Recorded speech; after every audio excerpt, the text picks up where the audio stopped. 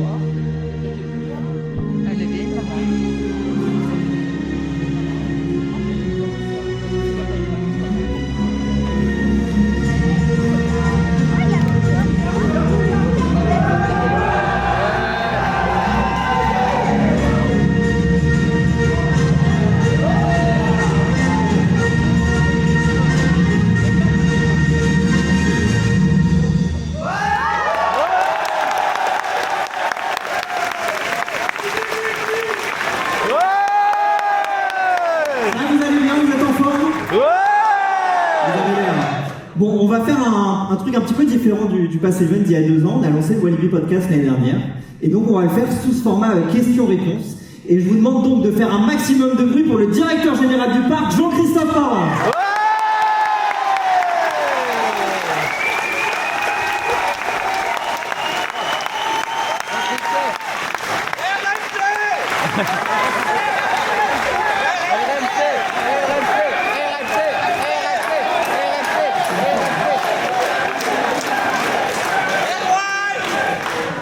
Bonjour à toutes et tous, nous sommes à peu près 1 millier de personnes dans cette salle. Je vous remercie d'être venus tout aussi nombreux pour cette session effectivement du Pass Event.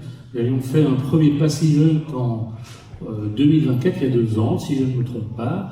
Et aujourd'hui, ben voilà, on vous avait promis que s'il y avait des annonces à faire ou s'il y avait des explications à vous donner, nous serions bien entendu tout cela pour essayer de vous répondre aux questions, y compris les plus indiscrètes, même si évidemment aux questions les plus indiscrètes, j'y répondrai de la façon la plus discrète. Jean-Christophe, je te propose qu'on partage d'abord les 10 dernières années et revenir donc sur les 10 ans de transformation qui nous ont menés ici avec les 10 ans du Pulsar qui étaient d'ailleurs hier. Est-ce que d'abord tu peux me dire un petit peu dans quel état était le parc à l'époque en 2015 avant même l'arrivée du Pulsar? Ah oui, je peux te donner situation du parc en 2015. En 2015, le parc, évidemment, était à ce qu'on appelait une phase de maturité.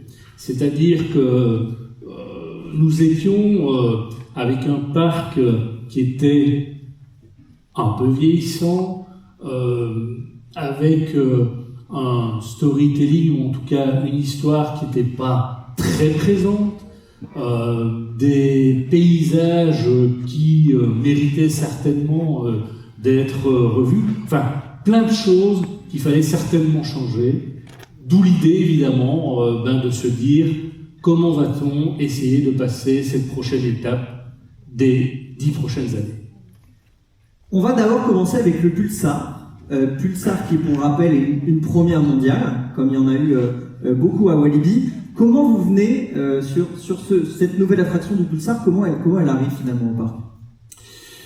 En fait, on travaille sur des temps longs quand on discute d'attractions.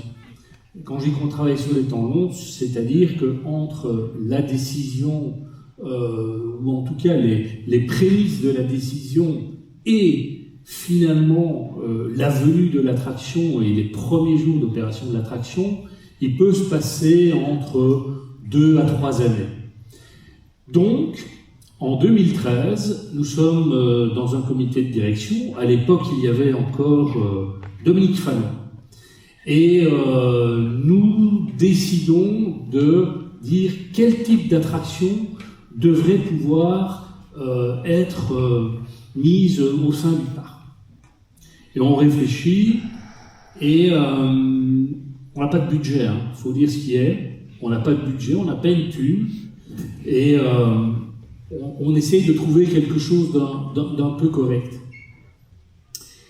Et en fait, on va chez Vekoma, on va chez Mac, on va chez un certain nombre de fournisseurs, et notre attention est véritablement tournée sur Mac, qui nous propose en fait un prototype qui n'existe absolument pas, dont ils n'ont eux-mêmes aucune idée de ce que ça donnera.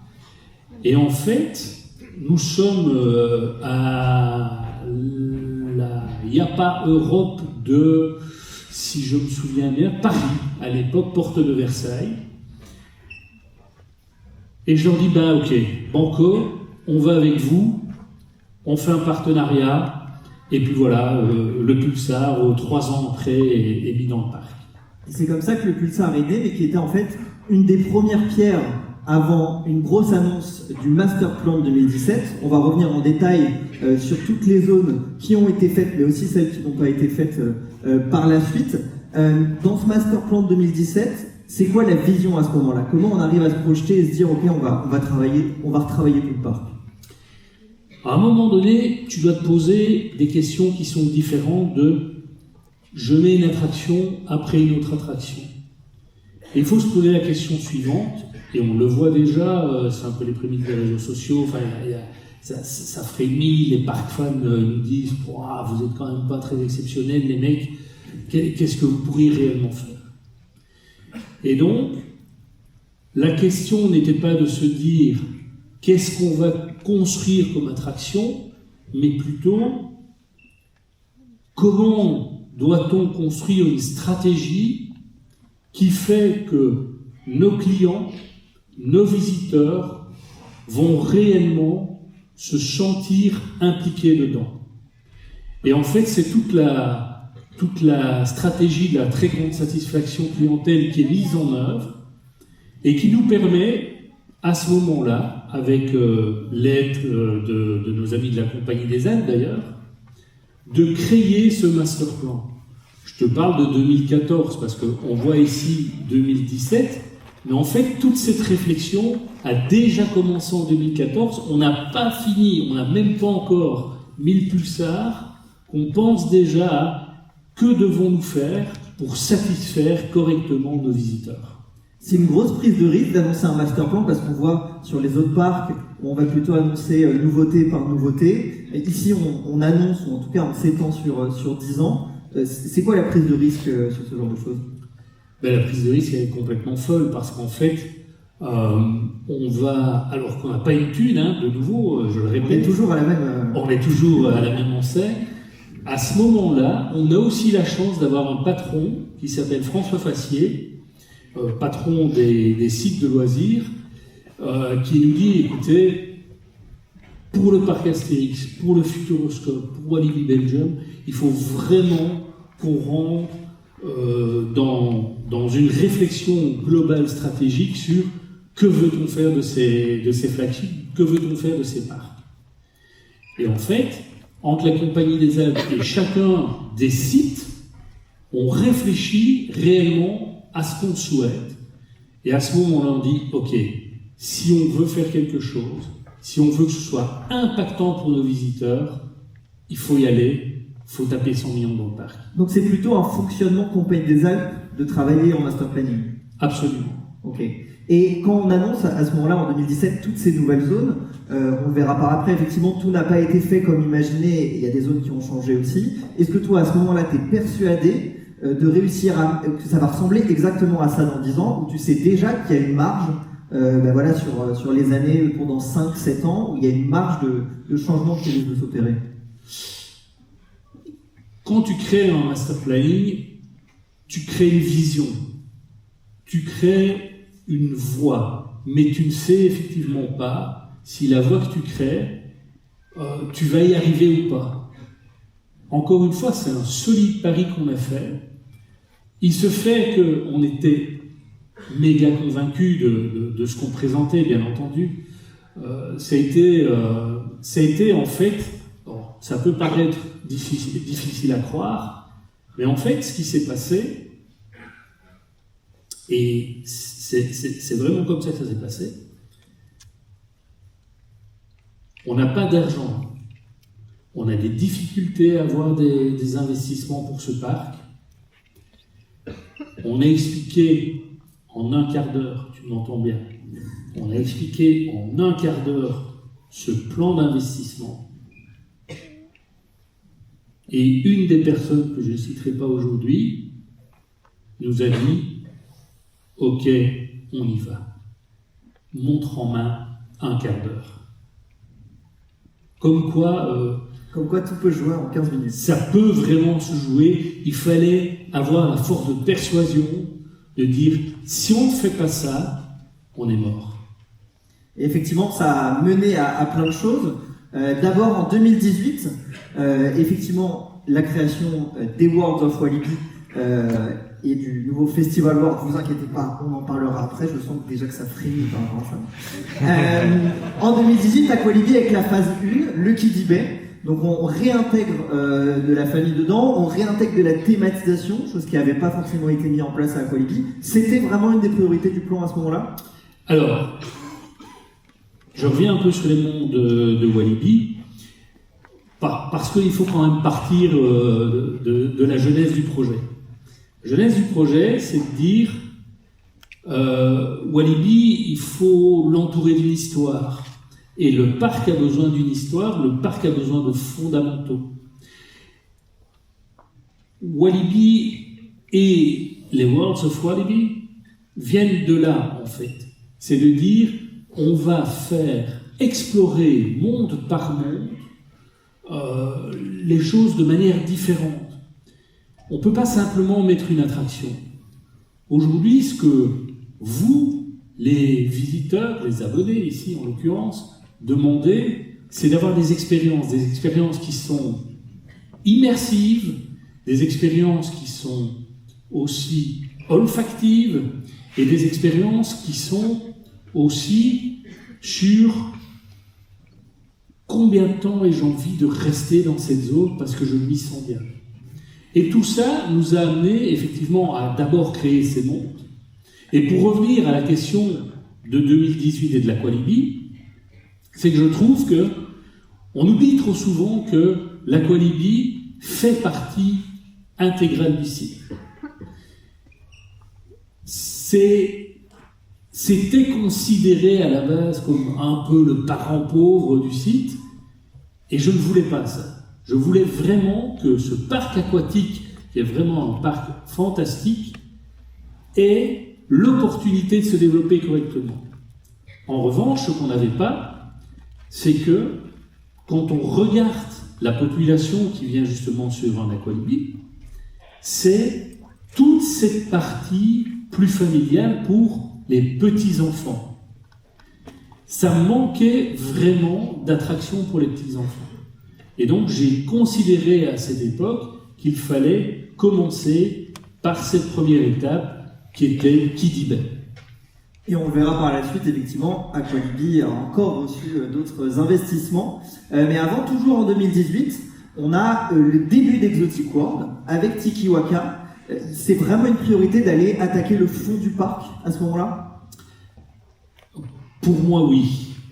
On avait deux options. Très clairement, il y a l'option qui est plutôt de dire je passe de l'entrée, je vais jusqu'au fond, ou je viens du fond et je reviens vers l'entrée. C'est ça, hein, c'est assez simple hein, finalement. Le fond était à la fois tellement abîmé, peu attractif, avec une superbe attraction comme le Toutankhamon, que j'ai voulu qu'effectivement on commence par le fond de parc.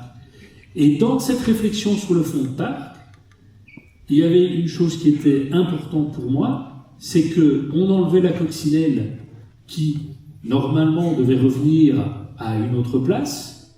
Malheureusement, les inondations nous ont amenés à faire ça autrement. Et d'y mettre une attraction familiale. Parce que je reste convaincu que les familles, c'est le principal vecteur de promotion d'un parc comme Walibi. D'où on a créé effectivement Exotic World avec le Tiki Waka, avec toute cette zone immersive. Et d'ailleurs, si on regarde le premier design, j'ai toujours dit, les designs qui nous sont montrés, je veux absolument qu'ils collent ou que la réalité colle à ces designs. Et grosso modo, on peut dire que même si on a fait quelques erreurs, parce qu'on fait toujours des erreurs dans un plan, la réalité correspond à peu près au design, à 90%. Et c'est quelque chose qu'on va voir sur la présentation, parce qu'on a toujours le concept art réalité, et on se rend compte encore plus effectivement du suivi du projet. Et puis on reste dans l'investissement famille, avec Karma World en 2019. Là c'est une grosse nouveauté, avec un Dark Ride à ce moment-là. C'est une priorité d'investir dans du Dark Ride ? C'est une priorité de présenter un portefeuille d'attractions varié. Portefeuille d'attractions qui doit être varié en termes de cible, entre les familles, les teenagers, ça c'est une chose, mais aussi dans la caractéristique intrinsèque de chacune des attractions, de se dire, je veux plutôt du coaster des montagnes russes, je veux plutôt de l'attraction indoor, parce que dans un parc comme Walibi Belgique, on est quand même en Belgique, et donc à certains moments de l'année, c'est quand même vachement bien d'avoir des structures qui sont couvertes. Et puis, vous avez aussi des petits kiddie rides, donc des attractions pour enfants. Donc, je trouvais que dans le portefeuille d'attractions, nous avions à la fois une attraction telle que le Toutankhamon, qui est aussi un dark ride, sauf que la différence en Toutankhamon, où on est plutôt sur du décor réel, ici on amenait en plus cette touche un peu plus digitale avec le dark ride interactif Popcorn Revenge d'Alterfest, qui est d'ailleurs, et ça c'était aussi une de nos grandes fiertés, c'est de pouvoir faire participer à notre plan de développement des structures, des sociétés belges, ce qui était le cas avec Alterfest. Et puis à ce moment-là, en 2019, on a aussi l'arrivée de Fun World avec Fun Pilot. Quand on construit une nouvelle zone, c'est quoi ? C'est toujours un coaster, une attraction secondaire. C'est à peu près comme ça qu'on construit une zone à chaque fois, un World of Walibi. Il faut s'attendre à ça. Dans les Worlds of Walibi, tu dois retrouver 3-4 choses essentielles. La première chose, tu dois y retrouver des attractions. Alors, si possible, avoir à chaque fois une attraction un peu plus sensation, thrill, et puis une attraction un peu plus famille. Ce couple-là fonctionne assez bien. Après, tu dois pouvoir aussi offrir une offre de restauration, on y reviendra, des boutiques, des infrastructures telles que des sanitaires, etc. Mais aussi assurer d'avoir une décoration cohérente et une histoire cohérente par rapport à la zone. Et c'est tout ça qui fait qu'aujourd'hui, chaque zone est typique et nous permet effectivement de passer de monde en monde et d'avoir pour chacun de ces mondes la possibilité d'être reconnu assez aisément. Est-ce qu'en 2019 déjà, on sent dans le ressenti client qu'il y a eu un changement d'image sur Walibi? Oui, très clairement, dès 2019, on voit bien ça dans nos enquêtes de satisfaction, où il y a une augmentation de la satisfaction générale des clients qui est là, et aujourd'hui encore, on constate que cette satisfaction ne fait que monter. 2020, pas de nouveauté, enfin une nouveauté, mais pas forcément celle qu'on attendait, le Covid. Oui. Comment ça s'impacte sur l'investissement, déjà de ce plan d'investissement, et l'impact même dans le parc? Alors évidemment, c'est ce qu'on disait, quand on a une vue, une stratégie globale, la vie elle est jamais faite comme un long fleuve tranquille, loin de là. Il peut y avoir des aléas tels que la pandémie qui vient un peu casser la machine, alors que nous étions dans une phase relativement croissante, où les visiteurs étaient super contents d'être là, enfin tout fonctionnait assez bien. C'est un réel coup d'arrêt. C'est un réel coup d'arrêt et il faut bien comprendre que cette année de Covid a véritablement décalé tout un plan. Pas simplement, c'est pas qu'on ne croit pas à la stratégie, c'est simplement qu'à un moment donné, quand vous rentrez dans un tunnel comme celui-là, qui est celui de la pandémie de la Covid, tu ne sais jamais quand on va en sortir, et donc tu dois être aussi prudent dans la manière d'avancer sur les investissements, sur la manière de continuer à faire progresser ta stratégie. Puis en 2020, malgré tout, à côté de ça, on a déjà la construction du nouveau World. Mais avant de revenir sur Conda, je voudrais qu'on parle un peu de ce Walibi qui est venu vous faire un coucou d'ailleurs, je crois, juste avant. Les histoires de mascottes à Walibi, on peut faire une petite série Netflix. Là, sur cette arrivée, ça fait partie des World of Walibi d'arriver avec ce nouveau personnage? Ouais, alors là, je pense que je vais me disputer avec au minimum la moitié de la salle. Ceux qui sont fans des Wabeskunks, bouchez-vous les oreilles. On ne veut pas que vous soyez attaqués. Non, mais globalement, ce qu'on avait remarqué, alors les Wabeskunks, ils avaient certainement leur raison d'être quand on les a créés, mais ce qu'on avait quand même remarqué, et des études le démontraient aussi, c'est que la mascotte avait quand même perdu un peu de son appétence par rapport au fait que les gens aient envie de l'embrasser, tu vois, par exemple.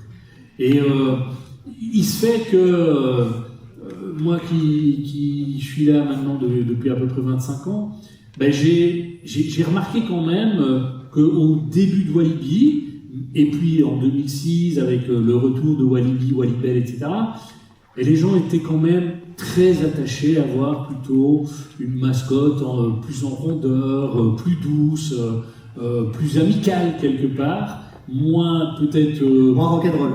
Moins rock'n'roll certainement, plus conventionnelle. Et donc on a décidé à ce moment-là justement de refaire en sorte que la mascotte soit plus dans ce que notre visitorat nous demandait finalement. Et puis 2021, en dehors de cette arrivée, c'est aussi l'arrivée d'une deuxième mascotte, on peut presque dire ça, le Conda. À quel moment le Conda arrive sur la table? Déjà en termes d'histoire, comment on arrive à ça, sachant que le Conda à l'époque de 2017, c'est le plan qu'on voit ici avec une zone qui était un petit peu différente, est déjà annoncé. Ouais. Alors, en fait, j'insiste à chaque fois là-dessus, c'est que Conda, il y a des temps longs. Enfin, tout investissement en temps long. Donc vous imaginez bien que avant 2020, on est déjà en train de discuter du Conda. Le problème, c'est que la Covid passe par là, et donc il a fallu à l'époque qu'on y aille avec une vraie force de persuasion pour démontrer que malgré tout, il fallait continuer ces investissements. Ok, il fallait certainement les décaler, ça, il n'y avait pas de doute, puisqu'on ne savait pas véritablement quand on allait sortir de cette pandémie, mais il fallait aussi garder le cap. Donc, on a été confronté à un moment donné à des personnes qui voulaient absolument pas voir Conda arriver, et finalement, je suis parvenu, entre autres avec François, à convaincre ces personnes qu'en fait, si il fallait continuer, quand tu traces une ligne, il faut y aller. Et ok, il va y avoir des obstacles, ok, le chemin il va être semé d'embûches, mais il faut y aller. Et on a résisté, et c'est ce qui nous a permis d'avoir en 2021 le Conda, qui est absolument passé complètement inaperçu d'ailleurs en 2021. Je rappelle qu'il n'y a pas véritablement eu de publicité qui a été faite là-dessus, il n'y a pas eu d'inauguration sur le Conda. Enfin, c'est une attraction qui a été depuis le départ totalement sous-estimée parce que malheureusement on n'a pas pu non plus, je dirais, la promotionner de la manière dont on aurait souhaité la promotionner, ce qui nous a certainement coûté des prix.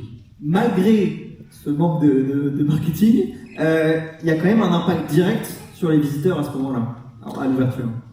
Je crois qu'effectivement, les premiers visiteurs qui montent sur le Conda, définitivement ont compris qu'on avait tout compris à leurs besoins et à leurs désirs. Et ça place Walibi sur le paysage des parcs d'attractions. Tu sens que Walibi passe à un nouveau step avec l'ouverture d'un Conda ? On passe complètement à un nouveau step. Et si tu reprends un petit peu le design de départ, si on peut, c'est pas que sur le Conda. En fait, là, vous voyez un petit peu le design qu'il y avait. Une espèce de restaurant africain, ouais, mais qui est pas du tout mis dans le sens où il est mis aujourd'hui. Donc en fait,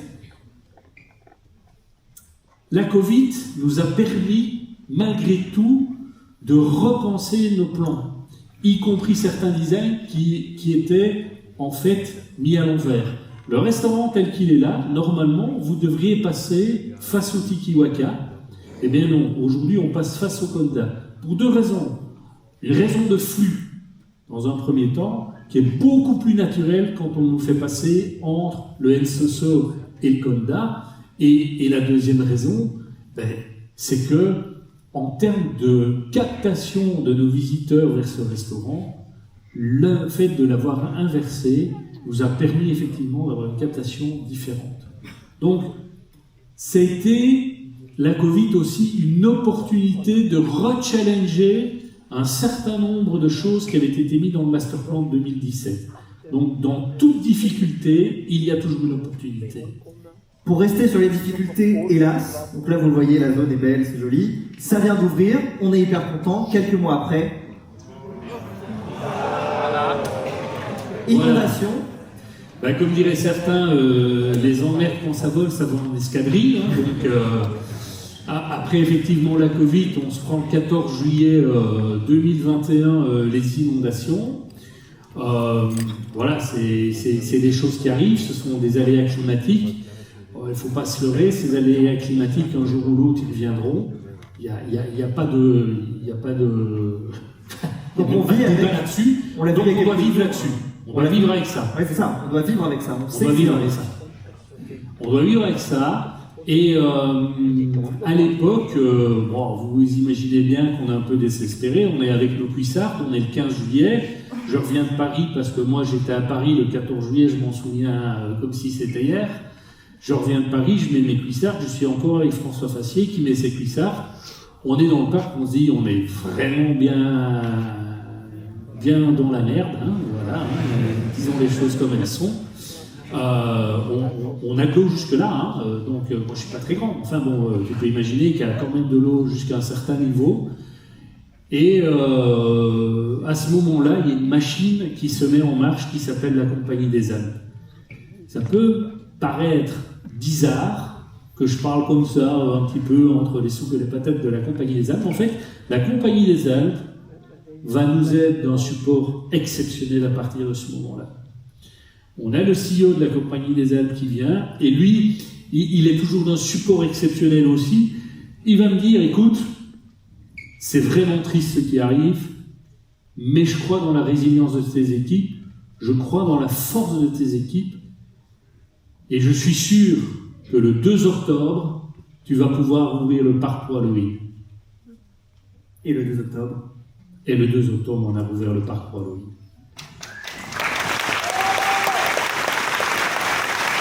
C'est dans ce moment-là qu'on voit vraiment la force de l'équipe qu'on a réussi à construire.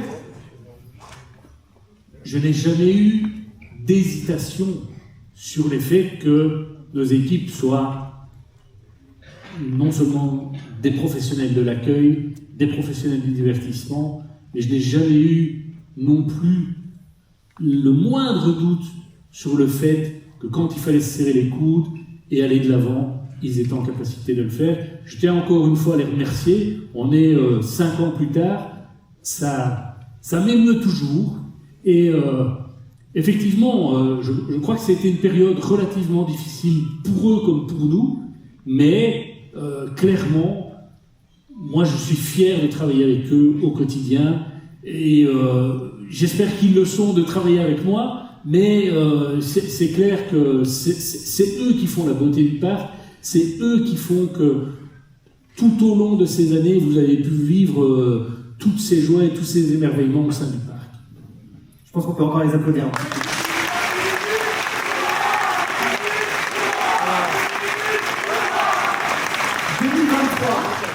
Alors tout le monde s'attend à un Twist and Splash Mac, on va revenir un peu après dessus. Et venu de nulle part, Walibi hack ton PC d'ailleurs, c'est ça la vidéo, hein. Il hack ton PC, il commande un Silverton, quelques mois après le Silverton est livré. Est-ce qu'on se parle vraiment de quelques mois? Comment ça ce Silverton débarque? En fait, le Silverton, c'est une histoire un peu bizarre, mais voilà, elle est là. C'est une attraction qu'on a juste été piqué à Frépertuis. Qu'on embrasse d'ailleurs. Voilà, il faut dire ce qu'il est. Et on demande aux gens de Frépertuis, franchement, ce que vous avez fait là, on trouve que c'est génial. C'est une super attraction familiale. Je trouve qu'on doit continuer à investir dans les attractions familiales. Et vous avez un concept exceptionnel. Est-ce que vous seriez OK que je puisse juste reprendre votre concept et le mettre dans notre parc avec une vision pour moi qui est celle de comment est-ce que je vais à un moment donné créer une cohérence avec Adventure World. Et le Silverton arrive comme ça, tout simplement. Donc malgré un plan d'investissement établi, s'il y a un coup de cœur ou une bonne idée, on peut changer complètement le plan et se dire ok, on va là-dessus parce qu'on y croit. Ouais, exactement. Je pense que c'est une ligne, c'est une voie qu'on trace avec la stratégie, le master plan. Maintenant, il faut pas se brider et rester là-dedans, enfermé dans un carcan. Il faut avoir la possibilité, quand on considère qu'on a de réelles opportunités, de pouvoir légèrement dévier de la trajectoire. Mais quand on dévie légèrement de la trajectoire, c'est pas grave, on reprend la trajectoire par après. Walibi Belgium, c'est aussi connu pour sa saisonnalité, notamment Ibilo, on vous en parlera pas aujourd'hui, mais il y aura du lourd. C'est aussi connu pour sa saisonnalité, et en 2023, l'arrivée de Walibi Winter. Oui. Comment ça arrive, Walibi Winter, au niveau du parc, déjà, en termes d'historique, et à côté de ça, c'est quoi ta satisfaction actuelle de Walibi Winter? Comment tu le vois se développer? Alors Walibi Winter, en fait, c'est déjà pris à partir de 2017. Pourquoi est-ce que je dis que c'est déjà pris à partir de 2017? Parce que justement dans la trajectoire, c'est aussi de se dire quelles sont les périodes de l'année où on peut se permettre d'ouvrir le parc. Et Winter n'était pas véritablement une période où on pouvait ouvrir ce parc, que du contraire.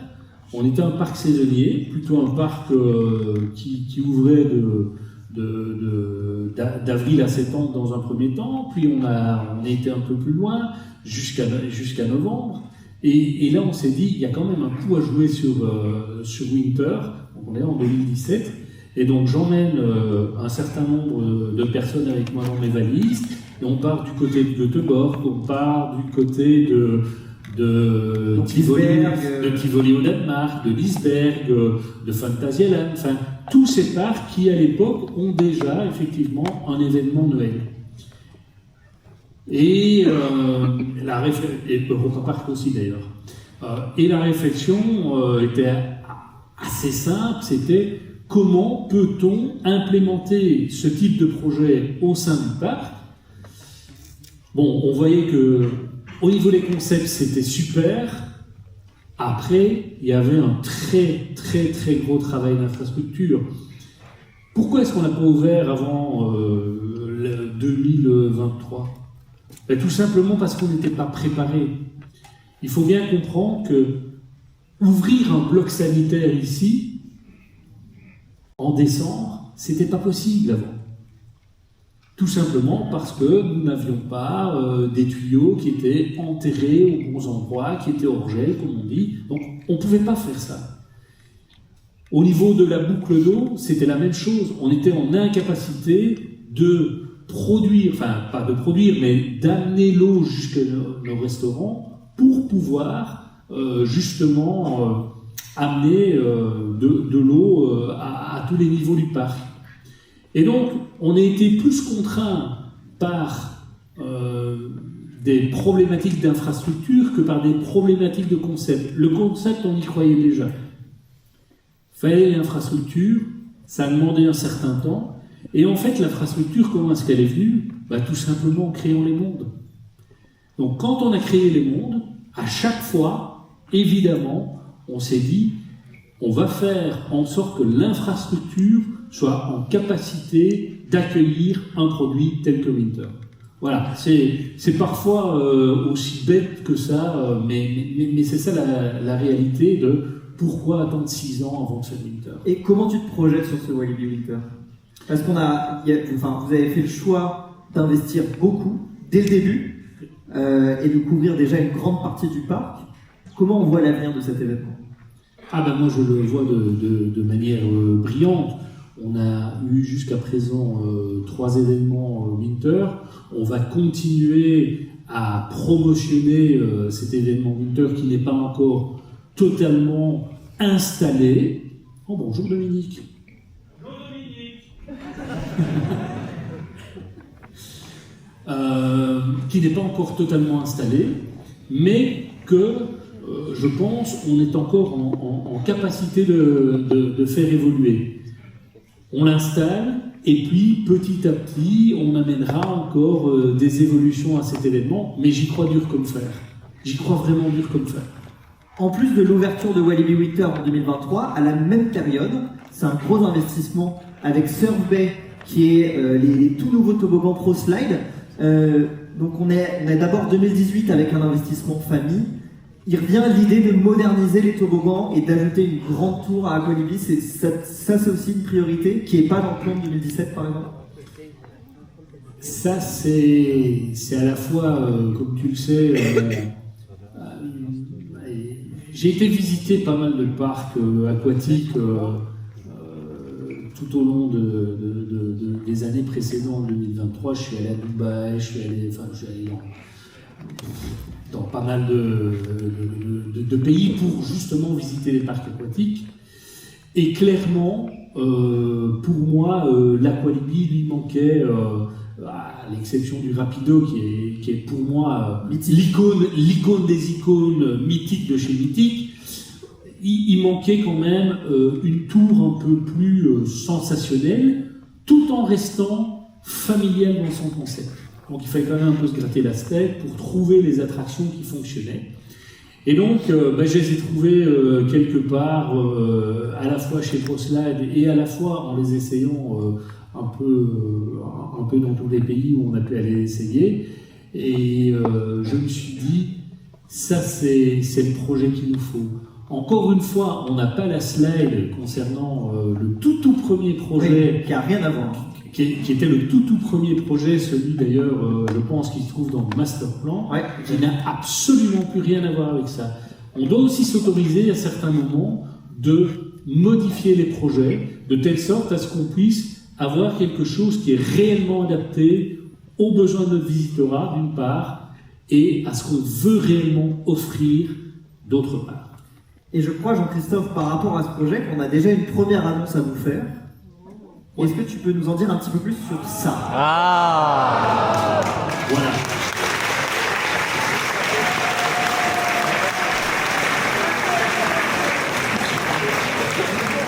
C'est pas RMC qui construit. Alors, effectivement, aujourd'hui, on se rend compte qu'on n'utilise peut-être pas de manière la plus efficace la web. On a aussi, comme tu le sais, une vraie culture du RSE. Donc, et dans le RSE, il y a une partie économie d'énergie, durabilité et autres, à laquelle on est particulièrement attaché.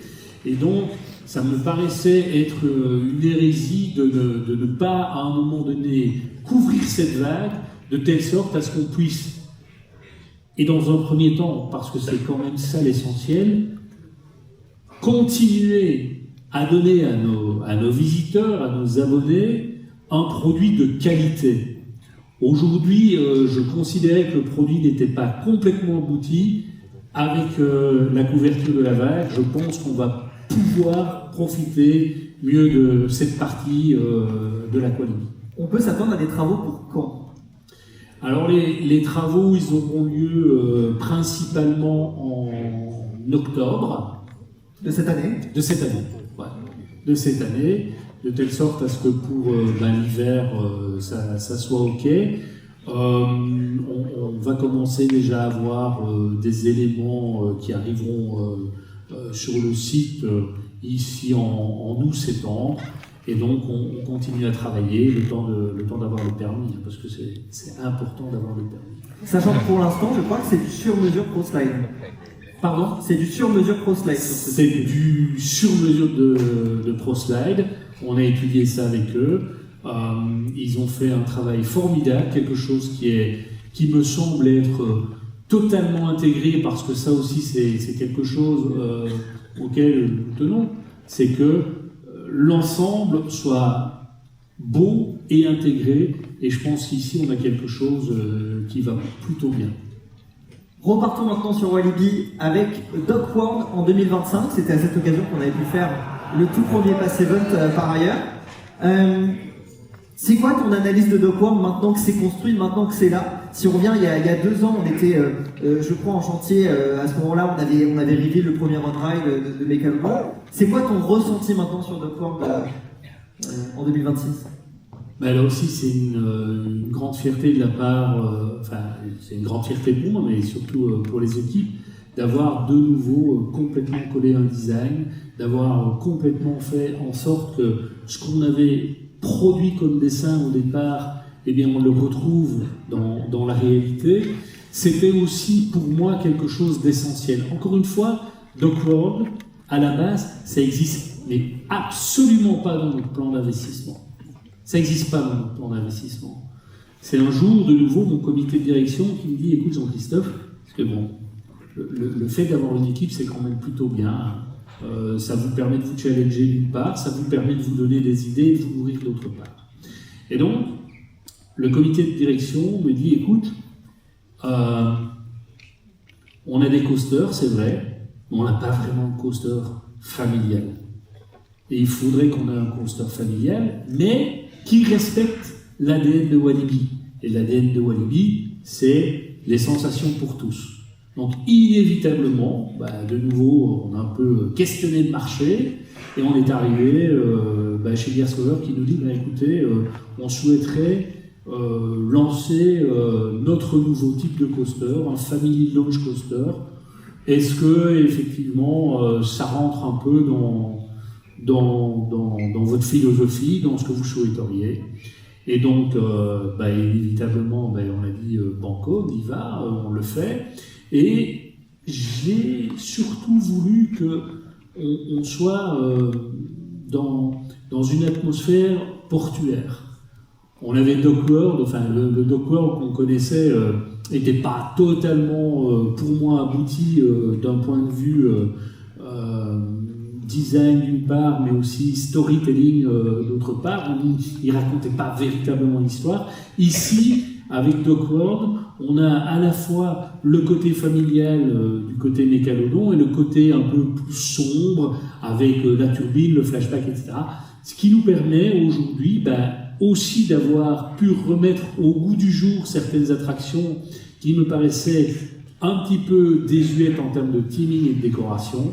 Et donc, voilà, je crois qu'on est arrivé aujourd'hui avec Dockworld à avoir la bonne synthèse de ce qu'on attendait et je pense que le résultat est là. Le résultat, d'un point de vue satisfaction clientèle, il est là. Dockworld en tant que tel est fortement apprécié et évidemment Mégalodon fait partie du top 3 des attractions plébiscitées par l'ensemble de nos visiteurs.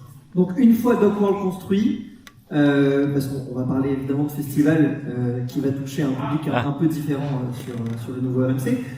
En 2025, tu te dis, vous êtes fous. Tu te dis, ok, on a réussi maintenant à avoir un vrai portefeuille d'attractions pour les familles. Ça, c'est une réussite. Je me dis surtout que on a mis Popcorn Revenge, on a mis Silverton, on a mis Mégalodon, bien entendu, on a mis Fun Pilot, on a mis Tiki Waka. Donc sur les quelques attractions qu'on a mis, quand on regarde bien, on est plus sur de l'attraction familiale et dans le portefeuille en plus un peu varié, sans parler évidemment de Kiddy Bay et de Surf Bay. Voilà, on se reconcentre évidemment sur ce public plus familial. Pense qu'à un moment donné, faut faire plaisir à nos ados. Et à un public un peu plus averti, peut-être un peu plus jeune adulte aussi. Voilà.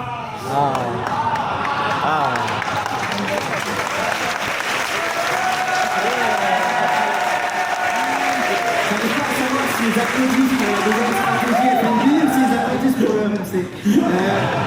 2026, une des nouveautés, on l'a déjà vu avec la pita, le burger, etc., c'est de s'associer avec un chef bar de Potter. Comment vient cette stratégie FNB et est-ce que finalement cette stratégie FNB, elle ne fait pas aussi partie de ce master plan? Si, elle fait complètement partie du master plan. Il faut juste pouvoir lancer les choses au bon moment et avec les bonnes personnes. Il se fait que, je vous le dis en toute honnêteté, je ne suis pas complètement séduit toujours par la restauration qu'on peut offrir à nos visiteurs. Et donc, je veux absolument me retrouver dans une restauration plus durable, plus qualitative et si possible pour un prix équivalent. Donc ça c'est effectivement la stratégie et le fait de s'adjoindre les compétences d'un chef quand même doublement étoilé Michelin nous permet effectivement d'avoir accès aussi à des produits, à des fournisseurs qui eux sont en capacité de nous amener à un niveau supérieur à ce qu'il est aujourd'hui. Alors, on ne va pas changer du tout au tout et demain, on ne va pas devenir le parc gastronomique 4 étoiles, c'est pas du tout ça le sujet. Ce qu'on veut faire avec Bart, c'est faire plus du fast-food, mais du fast-good food. C'est ça la différence. La deuxième chose qu'on veut faire, c'est que on sait que vous venez pour les attractions.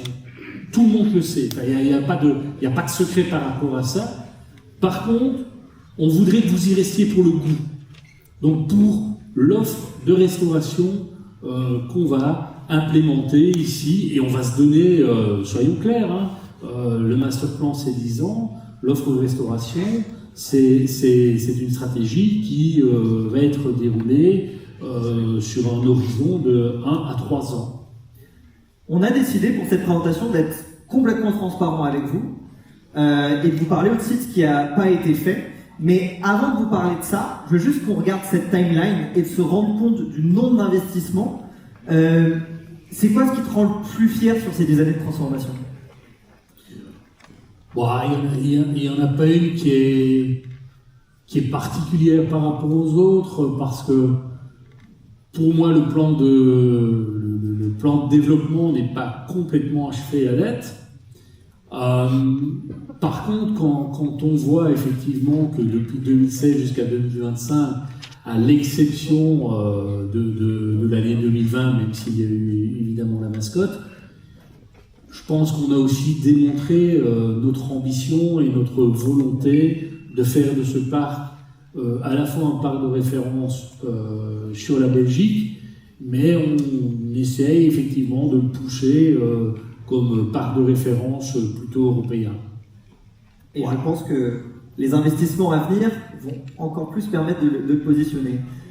Quand la stratégie, tu voulais répondre à ça? Ah oui, moi je l'espère, mais bon, oui.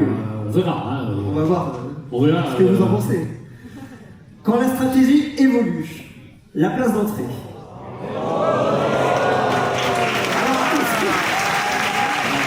Attention, ce qui est montré ici, ça ne veut pas dire que ça va être fait, si j'ai bien compris. Que du contraire. Que du contraire, tu as effectivement signalé que dans une stratégie, il y avait des choses qu'à un moment donné, il fallait abandonner ou revoir. La place d'entrée telle qu'elle est là aujourd'hui, in fine, si on y pense, alors c'est super, c'est génial, on pouvait même encore faire mieux. Quand on fait des dessins, ils sont tellement léchés que ça nous fait tous rêver. Ceci étant dit, est-ce que vous préférez que nous mettions de l'argent dans le parc pour de l'attractivité ou pour un endroit où vous passez exactement 2 minutes 30? Voilà. Je pense qu'on est tous d'accord sur le constat. Et donc, évidemment, il faudra qu'à un moment donné, on fasse évoluer cette place d'entrée, mais on ne va pas y consacrer des millions et des millions, parce qu'aujourd'hui, on considère que ce seraient des millions perdus ou mal utilisés par rapport à ceux qu'on pourrait investir dans le parc. Donc ce concept-là, on ne peut plus le prendre en exemple de ce que pourrait devenir la place d'entrée de Absolument pas. Et d'ailleurs, je ne le fais pas. Je vais aller trop vite. Et d'ailleurs, je ne le fais pas. Je ne le fais pas sans raison. Encore une fois, quand je regarde les entrées, et je ne citerai pas pour le coup les parcs, mais quand je regarde les entrées d'autres parcs, même de très grands parcs du côté d'Orlando, ça casse pas toujours 3 pattes à un canard. Hein. C'est des entrées relativement simples qui ont pour seul objectif de faire entrer les clients dans un univers, et l'univers, il est derrière l'entrée. À côté de ça, on en parlait un petit peu avant avec ce Twist and Splash Mac. Ça aussi, on peut partir du principe que c'est plus du tout à l'ordre du jour. Alors je vais combler en attendant. À partir du moment... Le micro est en place, on est bon? Ouais, c'est magnifique. À partir du moment où le mégalodon passe quand même un peu sur l'attraction, ça risque d'être compliqué d'aller mettre une attraction. Et on voit toujours la Gold River d'ailleurs ici. Hein. On voit d'ailleurs toujours la Gold River qui restait dans les plans. Donc comme quoi, dans notre stratégie, oui, Dock World, il fallait le faire. Oui, il fallait y amener de l'attractivité. Alors ici, ce fait que c'était dans la partie plutôt Adventure World. Mais voilà, là, ça va pas être possible pour des raisons physiques. Plutôt physiques, oui, on va dire ça comme ça. Est-ce qu'il faut s'attendre à ce qu'Adventure World ce soit la prochaine zone après Festival World à être travaillée? C'est une excellente question, merci de me l'avoir posée. Avec plaisir. Ce qui est bien, c'est que tu ne me mets jamais dans l'embarras. Mais clairement, il va falloir travailler la zone Adventure World. Comme je l'ai dit tout à l'heure, hein, le fait de mettre le Silverton à la place où on l'a mis, pour créer du lien avec la zone italienne et Adventure World, et rendre cette zone de manière cohérente, il faudra le faire un jour. À date, je peux rien annoncer là-dessus, mais c'est pour moi inscrit dans la stratégie. Vous avez l'info. Attention, s'il vous plaît, ne faites pas de crise cardiaque. Ça, c'était la zone du Loup-Garou.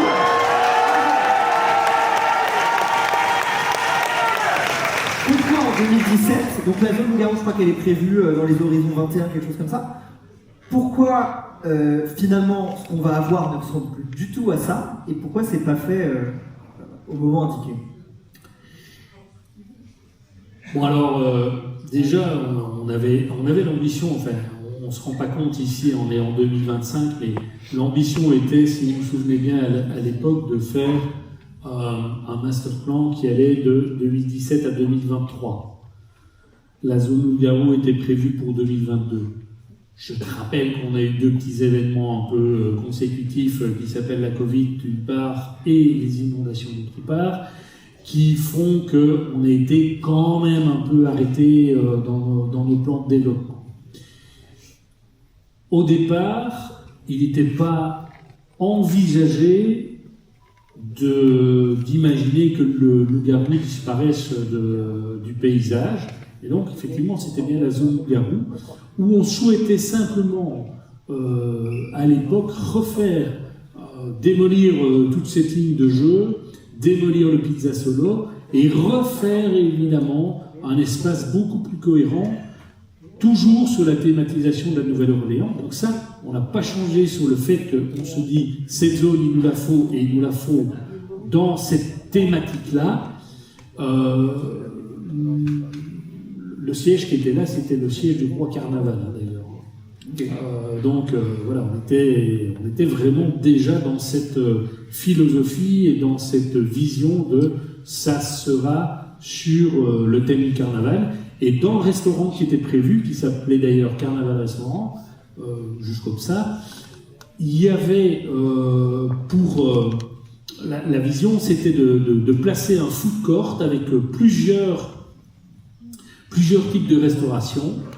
Une restauration italienne pour le carnaval de Venise, une restauration cajun pour le carnaval de la Nouvelle-Orléans, une restauration plus brésilienne avec de la churrascaria, etc., etc., et une restauration, je ne sais plus laquelle. Enfin, il y avait 4 types de restauration dans ce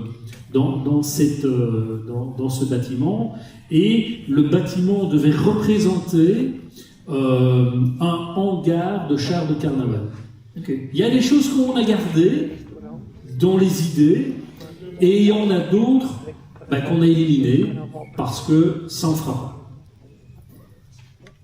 Lundi, lundi, une vidéo est sortie à 13h. Je vous propose qu'on la regarde.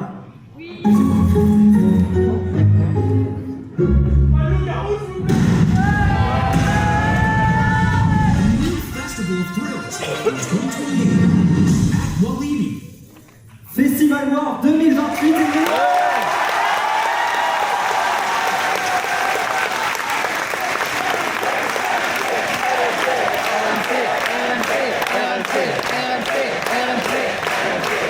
C'était demandé, c'était attendu, ouais. C'est fait, et pas à moitié en plus.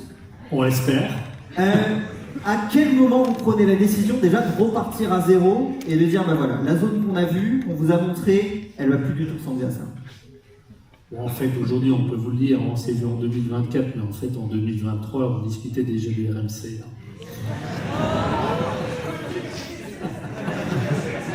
Donc, en avril 2023, on commence à parler du RMC. Et en fait, petite anecdote, Je suis dans le secret. Petite anecdote, effectivement, on se retrouve à Orlando, tu es avec moi d'ailleurs à Orlando, je dis viens un peu voir un truc avec moi. Moi je suis comme un fou, hein, vous imaginez pas. Hein, Imaginez-vous. Viens avec moi, on est en novembre 2023, j'invite Erwan et d'autres personnes d'ailleurs, on est à Orlando, et on se dirige vers le stade de RMC, c'est pas trop où on va. Puis on monte chez RMC, alors là il se dit bon, il y a quand même quelque chose qui va se passer. Et là,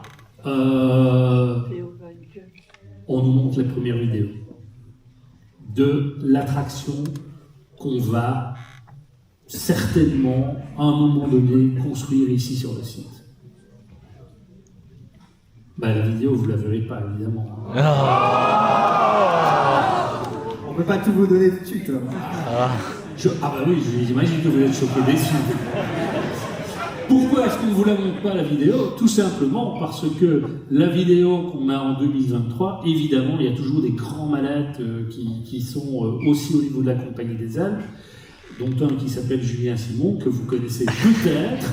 Donc, c'est le jeune homme à l'arrière, et puis vous avez Fabien qui est, lui, le jeune homme à l'avant, et puis il y a le gros qui est là. Le jeune homme à la gauche. Et ça, c'est moi. Et là, en fait, on est déjà en juillet 2025 et on monte les premiers designs du master plan Festival World. Donc, entre 2023 et 2025, on a déjà beaucoup travaillé dessus. On a déjà revu, parce qu'on a la chance d'avoir chez RMC aussi des gens tout aussi allumés qu'un mec comme Julien Simon. Et donc, le fameux Joe, là, que tu connais.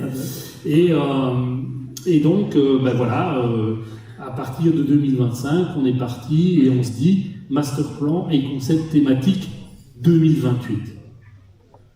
Donc, on sait qu'on va la créer en 2028. 2023, 2028. C'est des projets qui prennent 5 années entre les premières discussions et le fait de voir dans le parc le RMC. Ça me tenait à cœur aussi de mettre cette petite photo. Là, on est où? On est encore à Orlando? Ouais, là, on est à Orlando. Et là, la main ne doit pas trembler parce qu'il faut signer le contrat. Donc là, on signe le chèque. Que dis-tu? Là, on signe le chèque. Là, on s'engage. Là, on signe. D'ailleurs, tu vois Joe, là, qui est derrière avec la casquette, qui est le designer qui conçoit les rails de RMC. Et il est un peu inquiet, hein, comme tu vois. Il se dit, oh là là, faut que ça se fasse. Le montant, il a l'air astronomique. On va parler des choses qui vont disparaître. On a beaucoup parlé du loup et on a injustement pas assez parlé du 4D, je comprends pas. À quel moment vous vous dites, dans la création de festival, le 4D, on va pouvoir s'en passer et on va le détruire, lui aussi? Alors le 4D, c'est un truc fantastique.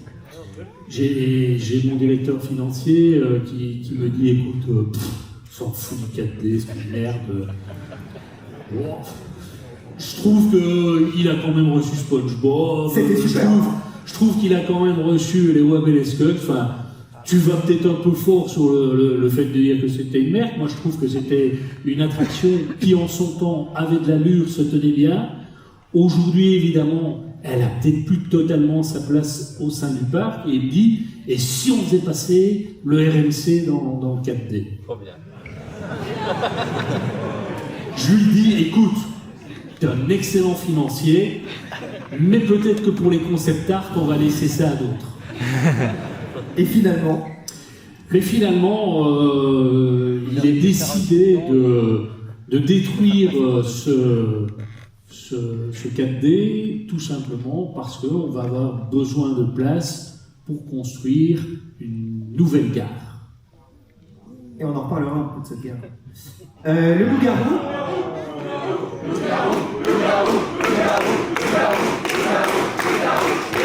Ça crie moins que pour RMC quand même. On sent que vous avez déjà commencé à passer le step après.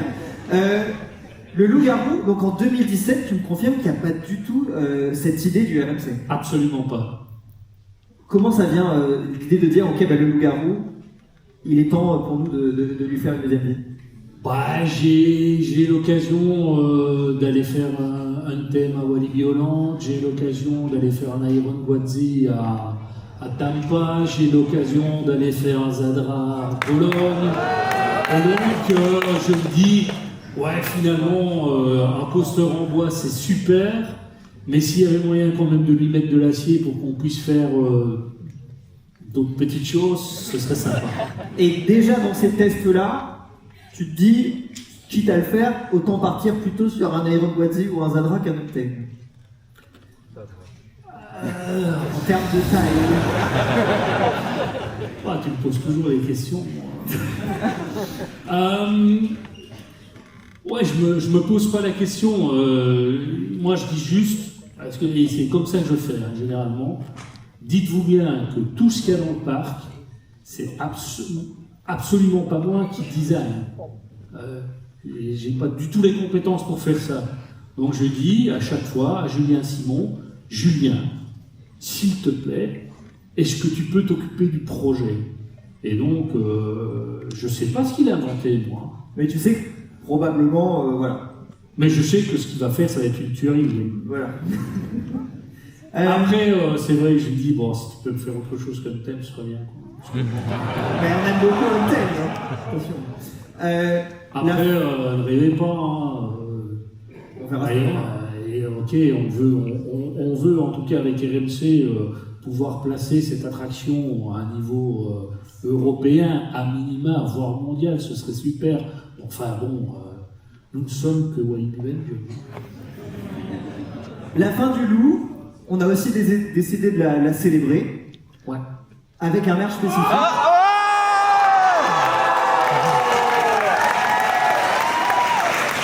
Qui est déjà disponible dès aujourd'hui. Tu confirmes? Je reconnais effectivement bien ton esprit mercantile et effectivement il y a déjà une collection pour dire un peu au revoir à notre loup-garou. Et donc, pour l'information, ce sera disponible dans la web dès maintenant. C'est pour ça que c'était couvert sous un drap noir dès la sortie. Et il y aura aussi une boutique éphémère qui est présente directement à la sortie du Tiki Théâtre pour récupérer, si vous voulez, le pull, le t-shirt, et il y a des magnettes, etc. Toute une collection spéciale pour la fin du mois. Bon.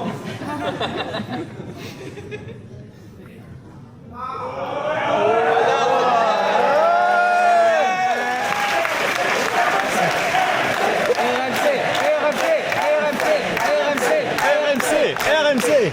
Parlons un peu du RMC, je crois qu'ils ont envie de parler de ça. Oui. On est juste venu pour ça.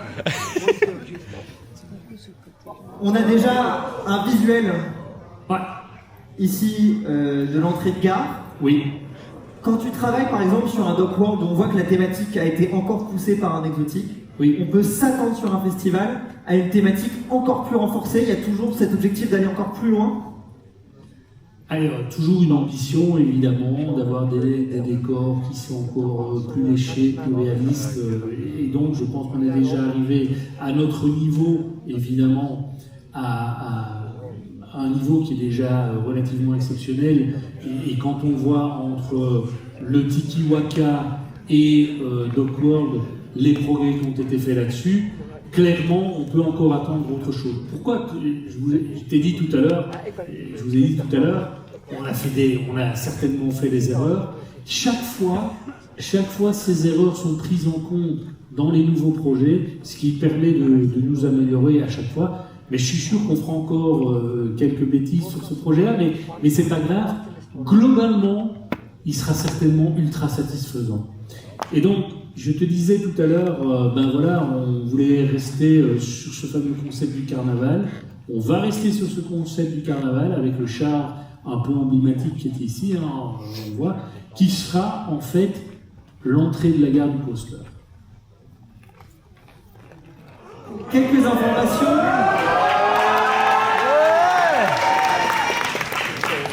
On en parlait un petit peu, si on pouvait comparer à un autre coaster. C'est quoi l'expérience qu'on souhaite proposer ici sur ce coaster au public? Alors encore une fois, là-dessus, je laisse à Julien toujours toute la latitude de m'épater dans un premier temps.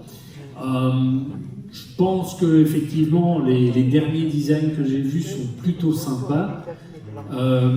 À date, il y a quelques figures effectivement qu'on pourrait considérer comme des premières mondiales. On n'en dira pas plus que ça, je vous le dis tout de suite. Sinon, ça, bon, voilà. Il n'y a pas plus de première mondiale, ça ne veut pas dire qu'il n'y aura pas plus d'autres choses. Ouais, ça ne veut pas dire qu'il n'y aura pas plus d'ajouts. Peut-être qu'il y aura des airtime un petit peu plus français. La vitesse, elle est celle qui est marquée là. Un parcours plus long que le Loup-Garou, 1231 mètres, va quand même falloir s'approcher les amis, parce que c'est un vrai beau parcours. Il est plus long, un petit peu plus long que celui du Conda d'ailleurs, si je ne m'abuse. On est sur un record du Benelux avec cette longueur. Absolument, et au niveau effectivement de RMC avec qui on travaille, je ne sais pas si Steven est là ou pas, je ne l'ai pas vu, je ne sais pas s'il est là. Est-ce qu'il est là? Steven Packing? Non? Where he is? Oh, Steven, how are you? This is one of... Enfin, c'est un des... Excusez-moi. Ici, on va vite en Twitch. Donc, voilà. Si vous avez des questions sur les RMC, que vous parlez un peu anglais, Steven est là pour vous y répondre. Allez, hop. Donc voilà, Steven nous fait le plaisir nous fait le plaisir d'être là avec nous aujourd'hui pour cette présentation. Donc c'est un vrai partenariat, on est super contents et c'est très enthousiasmant pour nous de travailler avec RMC, qui est pour moi une boîte de renom et qui va nous amener véritablement, on parlait de Conda tout à l'heure, je pense que l'RMC va encore nous amener un pas plus haut dans l'armée de Walibi Belgium. Je te propose de réagir maintenant à ces quelques informations.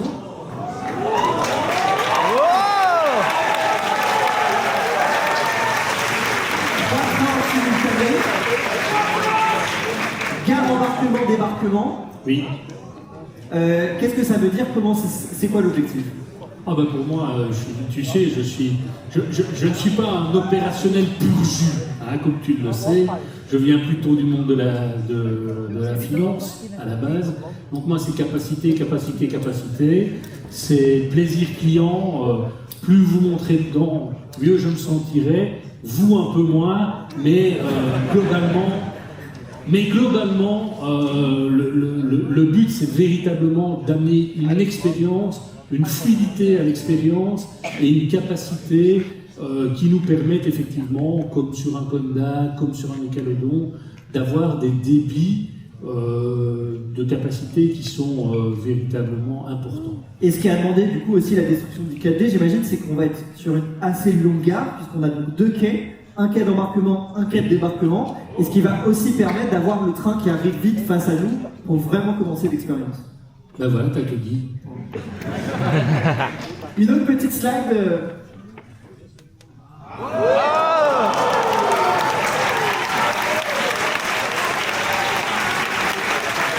C'est aussi dans la réflexion RMC, c'est de se dire, en dehors du layout, qu'est-ce que vous pouvez nous proposer de nouveau?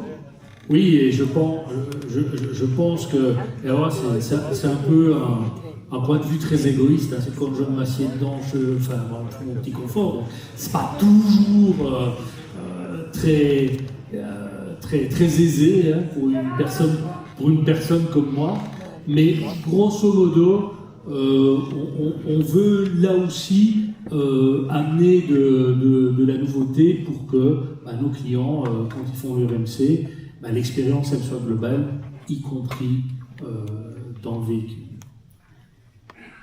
Une drop 2 fois plus haute que la descente actuelle du Loup-Garou, ça je sais que c'est quelque chose qui a vachement étonné.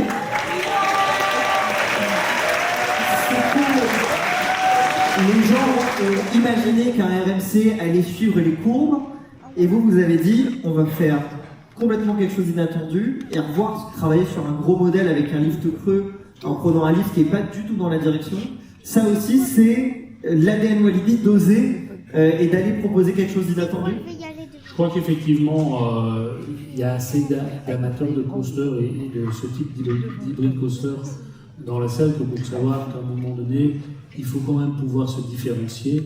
Et donc voilà, ça faisait partie effectivement aussi des critères quand on a discuté avec RMC du fait que oui, on voudrait quand même quelques éléments ou en tout cas quelques caractéristiques qui font que ce coaster par rapport à d'autres va pouvoir se démarquer.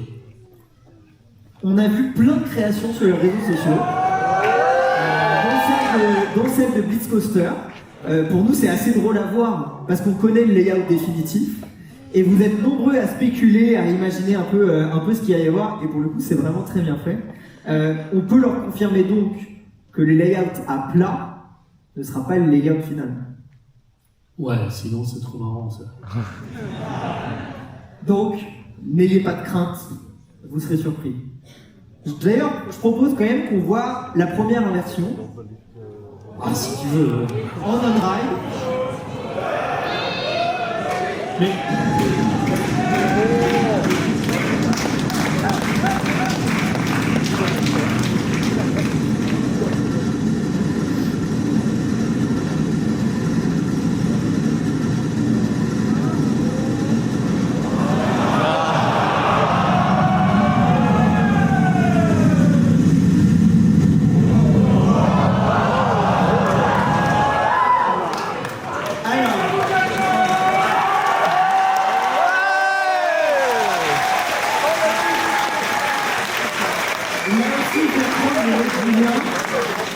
On pouvait s'attendre à une inversion assez classique comme on le voit, mais en fait à l'intérieur, on va avoir 3 changements de basculement, ce qui en fait là aussi un élément déjà inédit et jamais vu dans le monde. Absolument.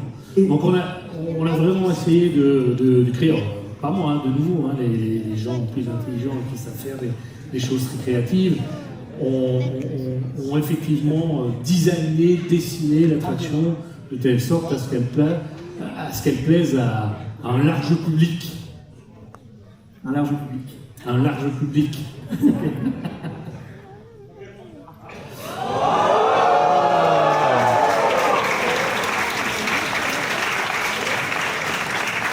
On peut déjà avoir un aperçu d'un rail à gauche qui nous fait comprendre que ça risque d'être assez tortueux. Oui, voilà, ce sont des photos qui m'ont été envoyées par Steven pour me dire, regarde, là on y est, on a commencé un peu à travailler sur la bête. Vous voyez, on est en 25. Pardon, 26, merci. Je vois que vous suivez et que mon cerveau, lui, ne suit plus. Donc on est en 26. Donc vous imaginez encore le temps qu'il faut jusqu'à 28. Hein, mais voilà.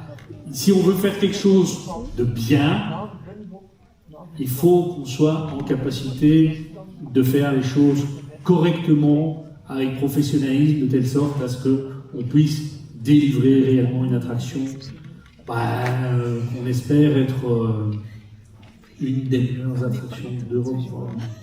Niveau timing, je vous laisse applaudir.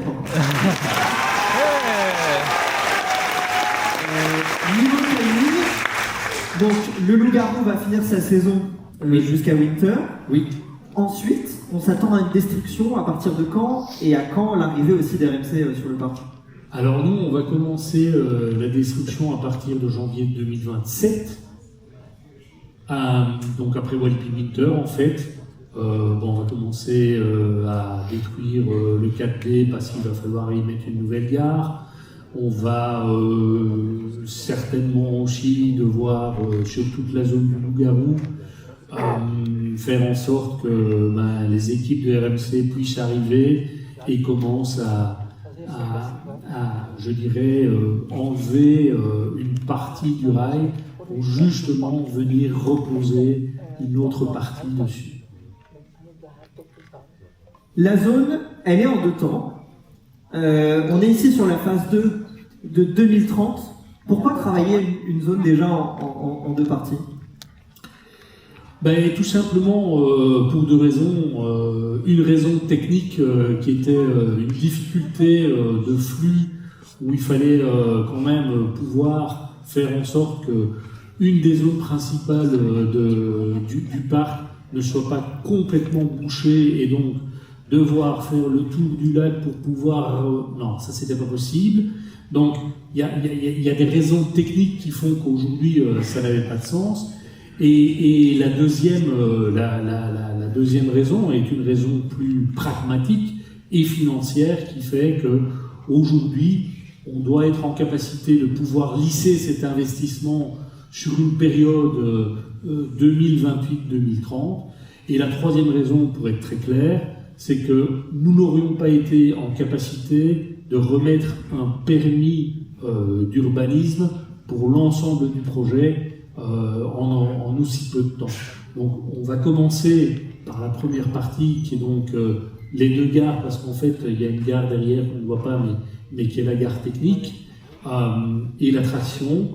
Dans la gare dans la gare principale, vous aurez l'occasion d'avoir déjà une boutique, d'avoir un tas de décorations qui vous mettront déjà dans l'ambiance, mais la deuxième phase nous permettra de construire, je dirais, l'ensemble. Et la quatrième raison, je parle de deux, mais en fait il y a une quatrième raison, c'est que cette seconde phase va nous permettre aussi d'adjoindre des attractions plus familiales, puisque je tiens absolument à chaque fois à ce qu'on ait un constructeur d'une certaine importance, et j'espère qu'avec le Conda, le RMC deviendra vraiment la deuxième, alors je ne les mets pas dans l'ordre, hein, quand je dis la deuxième, ou la seconde icône du parc, mais globalement, moi je veux que ce projet ait véritablement un caractère aussi familial, et on voit effectivement ici les deux tours de chute qu'on viendra placer pour la saison 2030, le nouveau restaurant, ainsi qu'une halle, un peu à l'instar de ce qu'on a fait sur Dockward, mais une halle qui sera plus fermée et qui nous permettra aussi de faire un peu d'animation dans cette halle, et qui a aussi pour objectif, parce que c'est je le sais, vous le savez certainement aussi, un des défauts du parc, c'est que quand tu es à ce qu'on appelait dans l'ancien temps la place de l'Europe, c'est-à-dire la place face à l'Aqualibi, tu as une vision quasi à 360 degrés de tout ce que tu peux voir sur le parc. On essaie aussi par ces zones de pouvoir recacher certains éléments de telle sorte à pouvoir découvrir zone après zone. Et puis, tu parlais de ces nouvelles tours, il y a aussi la réintégration d'une attraction qui est actuellement à Funworld. Oui. Ça avait déjà été fait sur le Conda, oui. sur la zone exotique. Ça aussi, de reprendre des attractions, de mélanger, d'offrir une offre plus... Absolument. Moi, je suis convaincu que c'est très bien d'avoir des zones enfants, mais tu ne parviens pas à utiliser, ou en tout cas tu as des attractions qui sont sous-utilisées parce qu'elles ne se trouvent pas à la bonne place dans le parc. Je prends l'exemple de Kondala. Kondala, qui est juste à côté de Conda, a multiplié par 3 la fréquentation de l'attraction de par le fait qu'elle se trouve à côté de Conda. Donc j'espère que, et je vous le dis aujourd'hui, hein, je ne fais pas une primeur, ce sont les Samba Balloons, donc Phoebe's Bubble pour ceux qui ont connu Phoebe's Bubble, qui vont être réintégrés aussi dans cette zone-là. Et après. Pour la prochaine vidéo, je vous propose un moment de recueillement. Je vais donc demander de baisser un petit peu l'éclairage et de garder le silence pour l'honorer.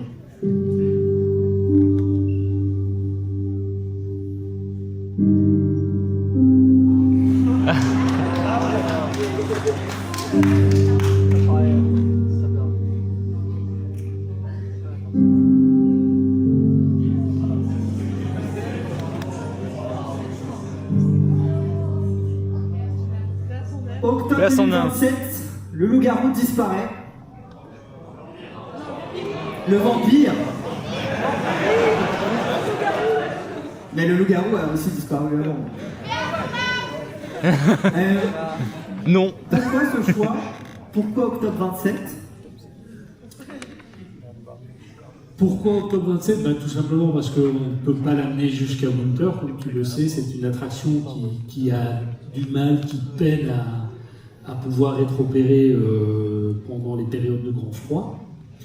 Et donc elle n'a jamais été ouverte pendant l'hiver, donc on l'arrêtera effectivement en octobre 2027 pour pouvoir justement récupérer du foncier au niveau du parc et avoir certainement plein d'idées sur la suite du développement. Un On peut pas en hôtel? dire plus, mais on perd pas un espace pour rien. On perdra pas un espace pour rien, ça c'est sûr. Un resort. Merci à tous de nous avoir assistés.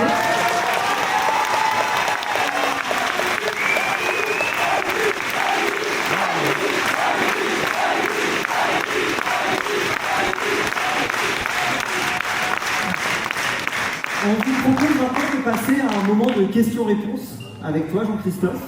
Donc on a 2 personnes dans la salle qui ont des micros. S'il y a moyen de m'éclairer un petit peu plus la salle, parfait. Est-ce que ce serait possible, un peu comme le pass parking, de créer un pass photo pour avoir une version numérique des photos pour les abonnés, etc. Écoutez, ça peut effectivement faire partie des éléments qui peuvent être pris en compte, donc pourquoi pas sans répondre avec un oui très affirmatif.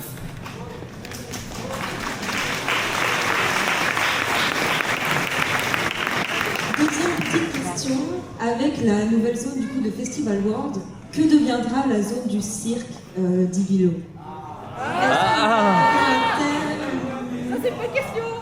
Qu'est-ce qu'on leur dit? Qu'ils doivent faire leur propre analyse? Écoutez, on n'a pas parlé d'Ibilo aujourd'hui, comme vous le savez, mais je suis sûr et certain que l'intervention que vous venez d'avoir maintenant sera certainement prise en compte par les équipes qui s'occupent du concept. On a une autre question juste derrière. Non. Ah oui. Alors, c'est une question plutôt pour ceux qui filment, un peu comme moi.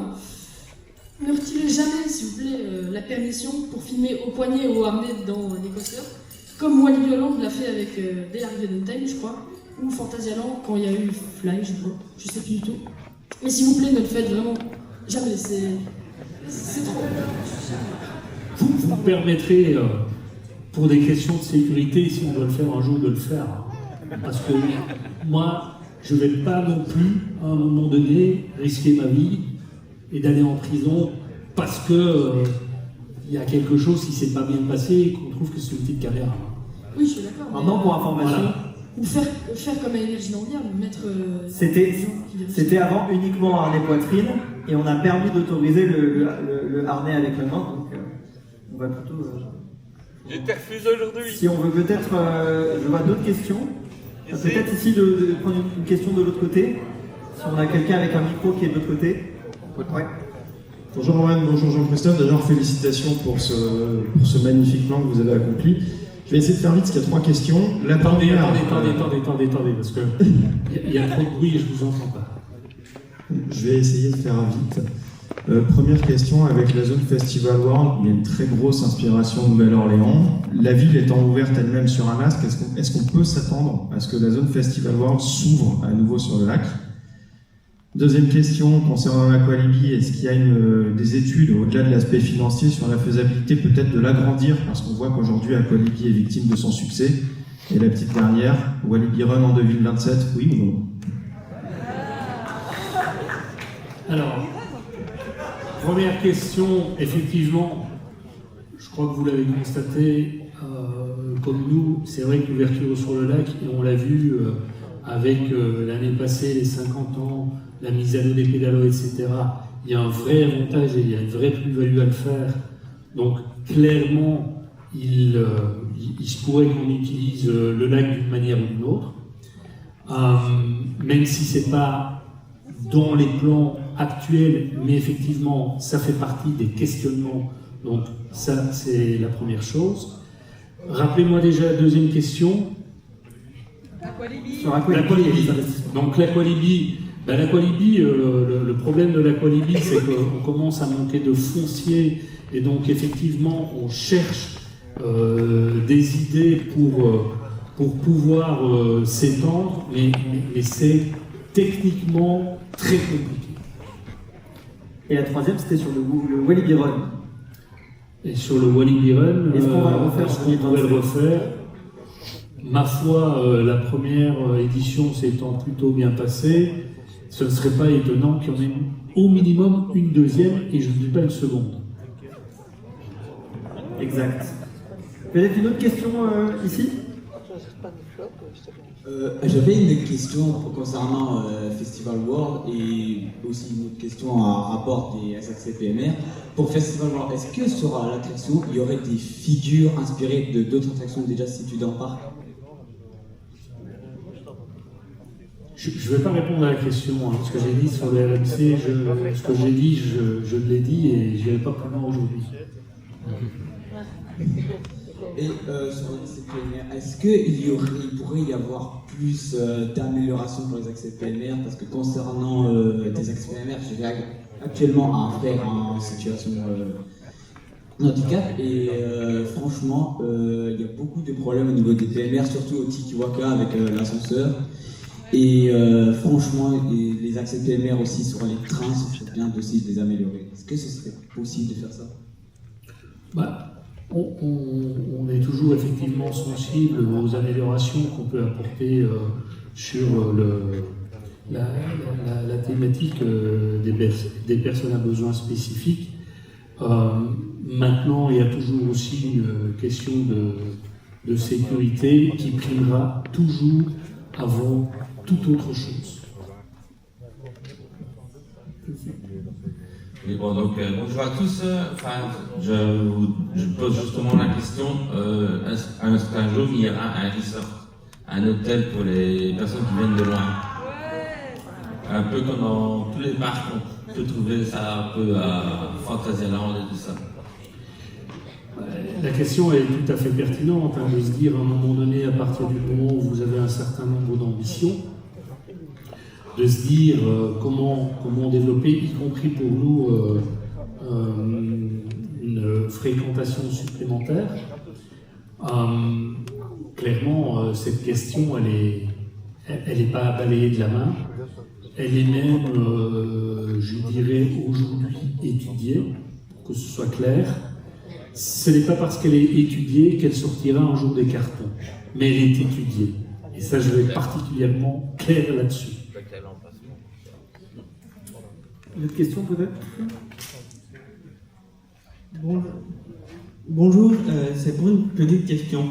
Est-ce que ce serait pas faisable de faire une parade dans le parc pour mettre un peu d'animation?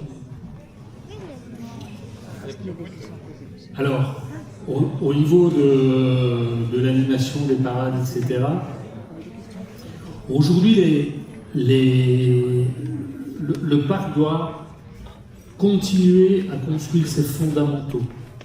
Donc, quand on aura ces fondamentaux-là, inévitablement, je dis bien inévitablement, on va passer de nouveau, comme sur d'autres parcs, vous citiez tout à l'heure Fantasyland,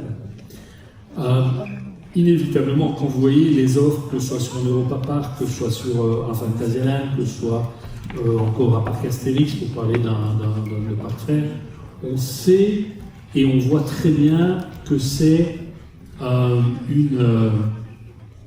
une demande du visitorat. Ceci étant dit, on est aussi convaincu que ce n'est pas ça qui fait venir le visitorat. Et donc, tant qu'on n'est pas arrivé aux fréquentations qu'on considérera comme étant les bonnes fréquentations, on ne va pas aller là-dessus. mais clairement, sur Noël par exemple, on a un super outil qui est celui-ci. Ben, on l'ouvre parce qu'on sait qu'à Noël, c'est très bien d'avoir des espaces chauffés indoor, et donc on l'utilise dans ce cadre-là. À Halloween, on l'utilise aussi. Maintenant, tout est dans tout. Et en étant un peu provocateur, je suis prêt à mettre en spectacle si vous êtes prêt à mettre la main au pot. Une autre petite question, est-ce que les pédalos cette année seront remis ou pas? C'était une des activités des 50 ans. Ça doit rester un peu comme une petite Madeleine de Proust, quelque chose qui a été un moment un peu irréel, mais aujourd'hui c'est pas vraiment l'intention. Madame, je voudrais pas que vous ayez mal à la main, parce que vous l'avez tellement depuis longtemps que... Bonjour.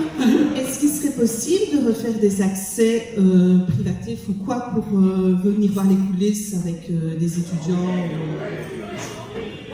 ou des fans? En fait, on le fait déjà à certaines occasions. D'ailleurs, Steven hier était dans une convention internationale de professionnels de parcs d'attraction. On ouvre plutôt à ce type de public pour l'instant.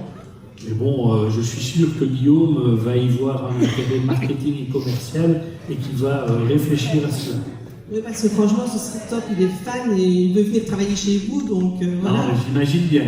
C'est toujours, même moi quand je regarde des reportages, je suis toujours émerveillé par ce qui se fait aussi chez mes collègues, et je trouve ça toujours très très intéressant et très enrichissant. On a une question à gauche. En fait, bonjour. En fait, je viens en vélo à Walibi, et en fait, j'ai remarqué qu'il n'y avait pas vraiment de sécurité pour les vélos quand on passe sur le parking. Est-ce qu'il n'y a pas moyen de faire une piste un peu cyclable pour permettre au passage au vélo tranquillement, sans voiture, sans rien?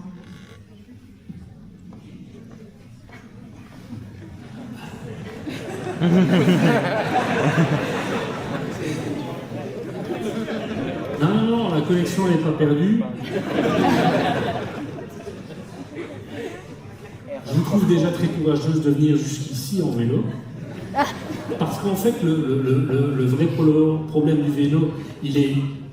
Je reconnais qu'effectivement, ce n'est pas simple de se mouvoir sur le parking avec un vélo, je n'en doute pas une seule seconde, mais le vrai problème, mais ne vous en faites pas, c'est pris en compte dans le projet 2018. Vous savez qu'il y a une cyclostrade qui va passer ici tout autour du parc, et donc il nous a été aussi demandé, de façon très transparente par les chemins de l'environnement, je crois.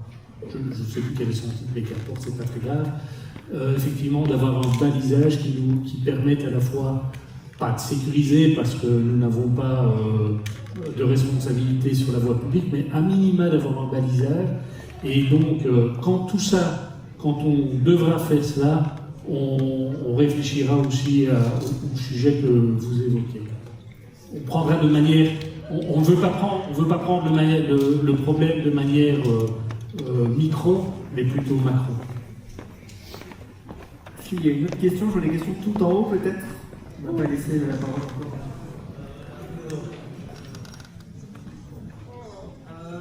Au niveau du RMC, pourquoi avoir choisi RMC plutôt que GCI? Je ne sais même pas de qui vous parlez.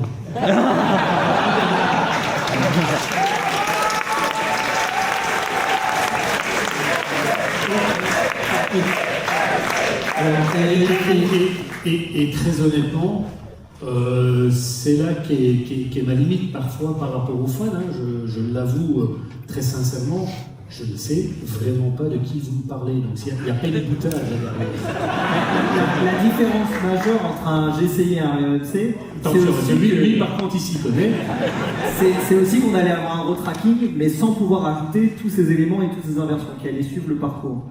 Là, nous, il y avait quand même, enfin, sur le RMC, une intention de venir proposer une nouvelle attraction et pas un loup-garou V2. D'accord. Donc, maintenant que tu m'as dit ça, tu seras viré dans la seconde. Parce que tu m'as informé de ça avant. Et j'ai également une deuxième question. Est-ce qu'un jour on pourrait avoir un tilt coaster Vekoma? Vekoma, terminé. Non. Non, parce qu'ils me l'ont proposé, je trouve personnellement. Alors c'est un peu ça, on peut débattre en démocratie, mais je trouve ça d'un inintérêt total. Ouais, ben, d'accord, c'est ce que Vekoma me dit aussi, mais ils le savent, donc comme je sais que c'est filmé, ça va aller chez Vekoma, c'est juste qu'effectivement, je vois pas l'intérêt pour l'instant. Ah ça, je suis d'accord avec vous. Comme quoi tout chez Vekoma, et je le reconnais aisément, et je suis tout à fait d'accord avec vous, que le petit inverté a plus de chance que le tilt. Et alors une toute dernière question, enfin pas une question mais plutôt une demande. Est-ce que vous pouvez faire quelque chose pour les écrans dans la file d'attente de Mécalodon et pas file d'attente pardon, de Mécalodon, de Pulsar, dans la zone où il y avait le mur qui se casse avec le battement, et également le premier écran dans le ride de Mecha? Écoutez, les opérationnels sont là, ils ont entendu le message. Et alors, on a un dernier petit cadeau pour vous.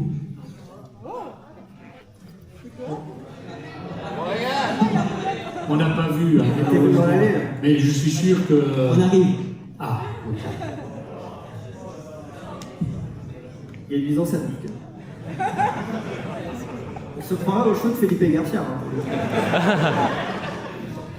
Voilà. Donc alors je vais le lire.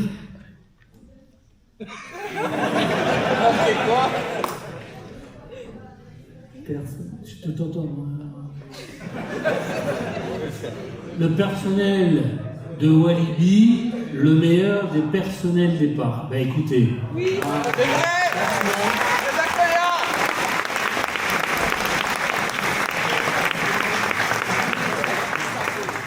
Eh bien, écoutez, comme vous le savez, je suis toujours... Laissez-le-moi, je vais effectivement le prendre et je suis sûr, je vais le mettre au code 7.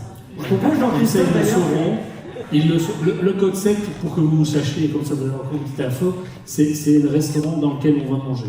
On pourrait d'ailleurs obliger pour le prochain Pass Event que chaque personne vienne avec un cadeau.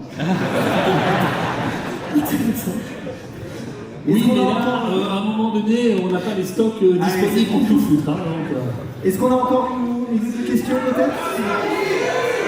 Oui.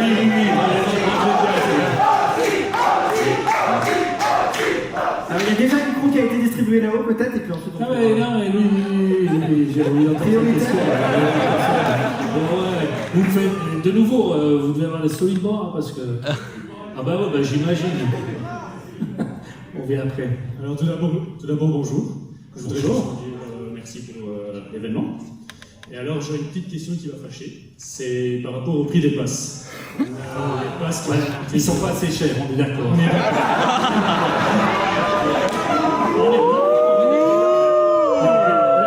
Là-dessus, effectivement, on est bien d'accord, ils sont pas assez chers par rapport aux investissements qu'on a fait dans le parc. Non, mais sincèrement, on peut en parler, je vous assure, par rapport à ce qu'on investit dans le parc, c'est pas assez cher. On peut vous être d'accord de nouveau parce qu'on est dans une démocratie et que vous avez le droit de me dire vous êtes en train de raconter n'importe quoi. Mais moi je vous dis que le prix il n'est pas assez cher. Au prix qu'il coûte, en fait, ce qui serait bien, c'est qu'on puisse déjà le payer en plusieurs fois, je trouve. Parce que, c'est autre chose. C'est compliqué.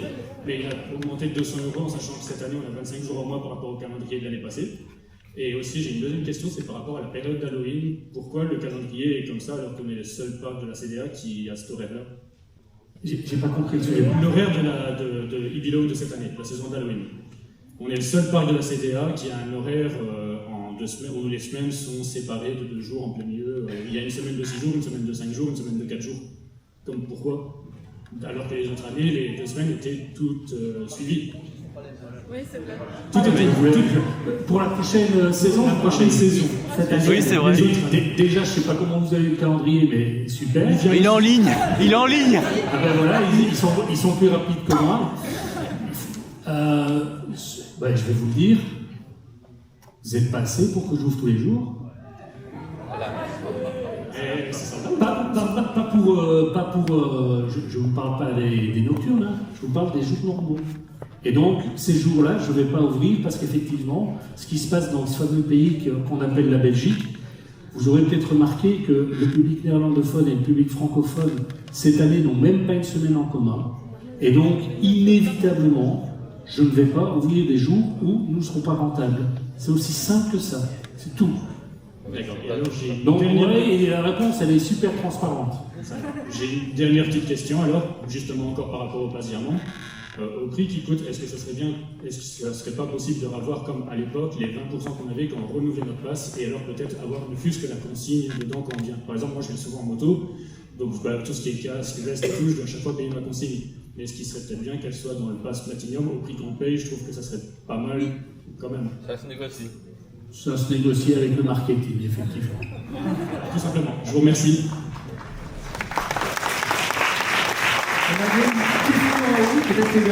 La madame avec son chapeau ici, je l'ai comme ça. Je suis désolé, je fais ce que je peux. Je veux pas qu'elle se fasse mal.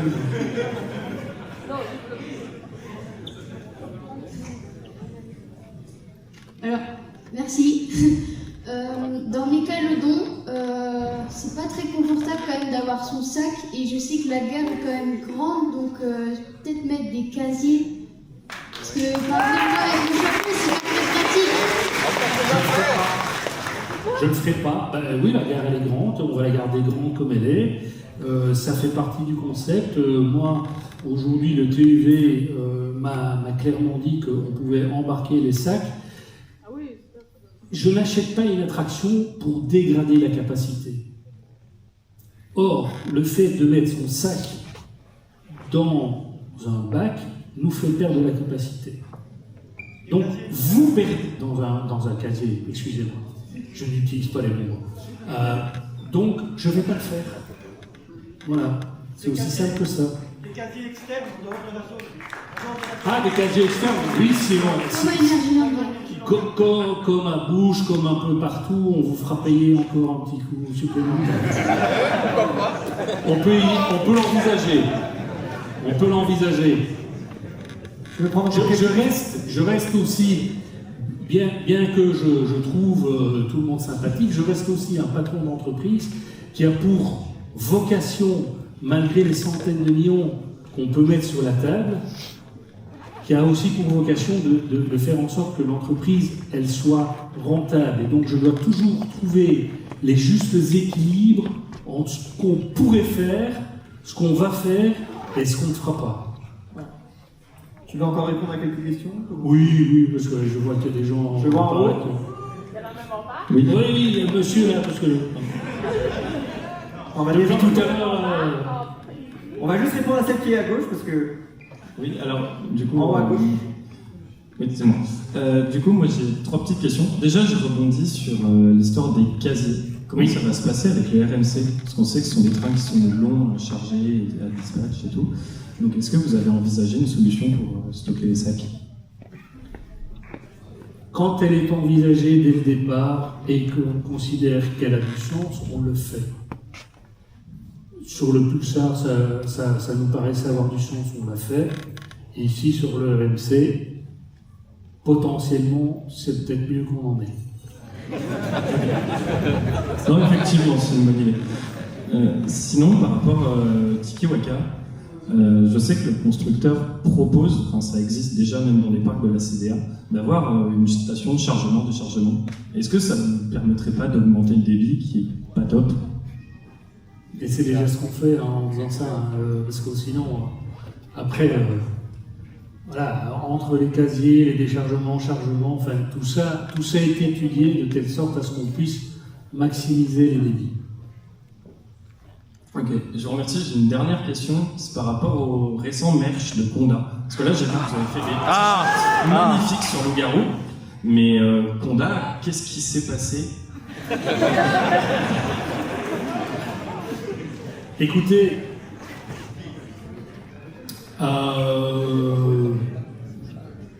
comment je vais vous répondre à cette question sans vous mentir?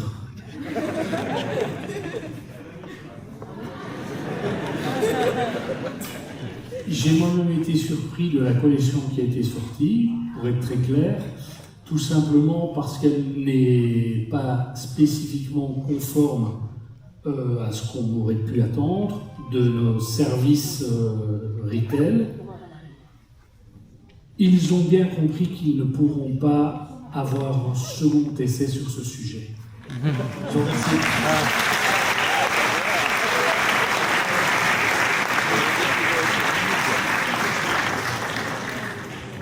Et je tiens à préciser d'ailleurs que Après, sachez une chose, quand vous gérez une entreprise, si vous n'acceptez pas le droit à l'erreur de la part de vos collaborateurs, il ne faut pas être patron, hein, parce que sinon vous allez travailler un peu seul à la fin.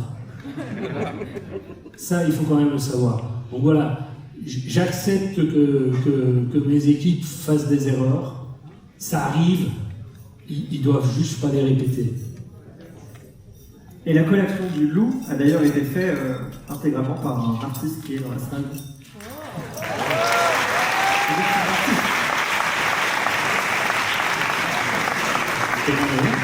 Kenan est là. Ah, Kenan est là. Où il est, Kenan? Bah bravo. Ah, bah, voilà. Mais c'est pas un artiste. Ici. Bonjour. Bonjour. Avec moi, mon idée, c'est que ce serait cool, une fois, privatiser le pack, les influenceurs et les abonnés, une fois. Uniquement réservé à ça. Aucun problème, je suis prêt à le faire au prix d'une privatisation d'un pack. Et on va faire visiter les coulisses à ceux qui n'ont pas encore vu aussi. Oui, ça, ce sont des choses qu'effectivement on peut imaginer. Mais les privatisations, enfin, nous ne pouvons pas nous permettre de faire ça, très honnêtement. Sauf si effectivement le collectif des abonnés est en capacité que vous le soyez, je peux l'entendre, mais personnellement, en tant que patron, je ne suis pas choqué. Il y a Bipost. Bah oui, il y a Bipost. Évidemment qu'il y a Bipost comme depuis 17 ou 18 ans, et depuis 17 ou 18 ans, ce sont des clients fidèles, comme vous, et donc j'ai l'obligation, mais aussi l'honneur de les recevoir. Peut-être quelques dernières questions, et puis on va pouvoir ensuite vous laisser courir pour récupérer le merch Conda avant que tout soit sold out. Le merch Loup-Garou, pardon, là-dessus. Et ça peut devenir une collection rare. Est-ce qu'on a une dernière? Bonjour. Moi personnellement, je m'inquiète un peu quand je vois l'état de Karma World, parce que maintenant les façades de Karma World sont assez dégradées, ce qui est vraiment dommage parce que c'est une zone que je trouve qui est magnifique. Quand on voit aussi le Raja River, les centres d'effet qui ne marchent plus aujourd'hui. Est-ce qu'il serait envisageable de redonner un beau coup de frais à cette zone pour qu'elle retrouve vraiment son lustre tel qu'elle a connu?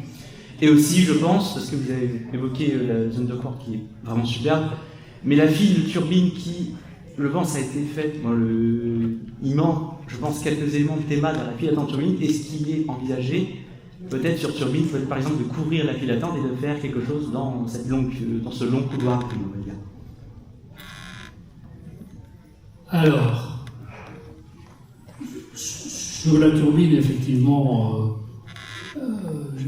je vais pas éviter le sujet, mais le sujet est un peu plus annexe que Karma World, où là, effectivement, le constat que vous faites, nous le faisons aussi, et nous allons retravailler effectivement la scénographie, ou en tout cas le rafraîchissement de ce qui est fait aujourd'hui.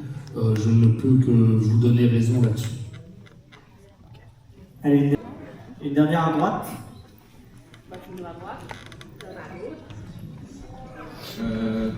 Vu que Vampire va partir, est-ce que vous prévoyez peut-être de prendre un petit bout du rail pour le mettre à l'entrée un peu en son honneur, un peu comme a fait Alton Towers? Oui, on fera certainement quelque chose pour le Figaro. Je ne sais même pas si, avec mon esprit mercantile, on ne fera pas une grande brocante.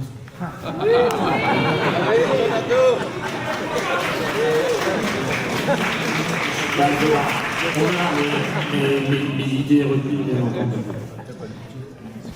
Une deuxième question aussi. Il y avait aussi une deuxième question. Ok. Attendez, parce qu'il est là. J'en prends encore une de ce côté-là et une de madame. C'est parce qu'il avait pas fini. Est-ce que pour le RMC, vous allez mettre peut-être dans la file d'attente, un peu comme sur Voltron, puisque l'attraction va être très populaire, des casiers dans la file d'attente. Donc comme ça permettrait de fluidifier aussi encore plus le débit et pouvoir organiser le plus de personnes. Je comprends ce que vous dites, j'ai été faire Voltron il n'y a pas longtemps. En termes de fluidification, j'ai pas trouvé ça, moi, au contraire de vous, extraordinaire. Après, comme je vous l'ai dit, on a déjà remis des permis, donc c'est pas véritablement dans ce sens-là qu'on va aller, même si effectivement les casiers sont là. Une dernière, ici à gauche. Ça marche mieux d'ailleurs dans Arthur, je trouve. Mais bon, ce n'est qu'une opinion. Alors, concernant les attractions, on voudrait savoir si les personnes corpulentes pourraient avoir des harnais un peu plus larges.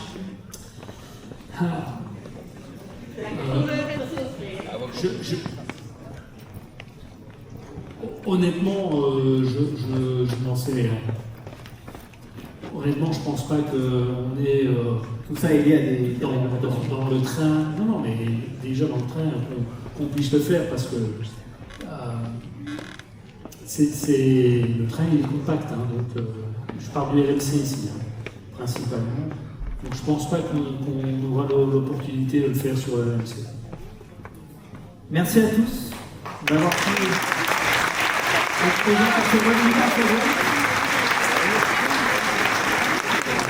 Rendez-vous en 2028 et on espère que vous serez là pour le premier tour de ce nouveau coaster. Merci. Voilà, vous avez vu cet événement qui a été assez long, mais franchement on a appris un certain nombre de choses. Franchement ça valait son pesant d'or. Donc j'espère que cette vidéo vous a plu, merci de l'avoir regardé. Si c'est le cas, lâchez un pouce, ça fait plaisir, c'est pour référencement. Pour les prochaines aventures, n'oubliez pas de vous abonner parce que j'ai dû interrompre la diffusion programmée pour pouvoir vous caser ça. Mais en tout cas, voilà, merci d'avoir regardé. On se retrouve à la prochaine fois. C'était Code Coaster. Ciao.